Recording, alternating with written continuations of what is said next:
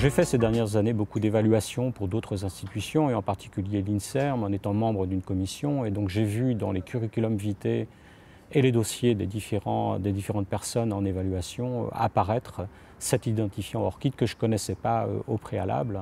Et donc j'ai aussi pris très tôt la décision, le choix d'avoir mon propre identifiant ORCID ici à l'IRD. On assiste à une multitude d'indicateurs venant de bases de données différentes. Je pense à Web of Science en particulier. Donc vous avez une jungle de bases de données, une jungle d'indicateurs.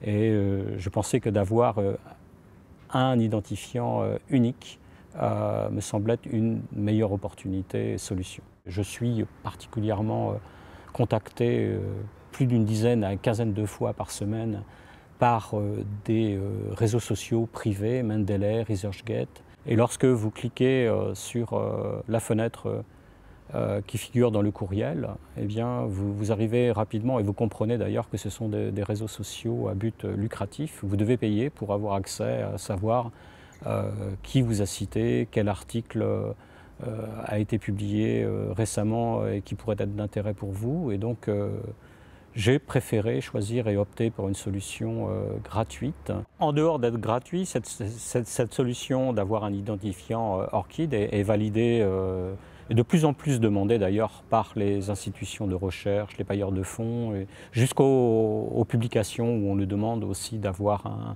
un lien ORCID à produire et à présenter pour nos publications.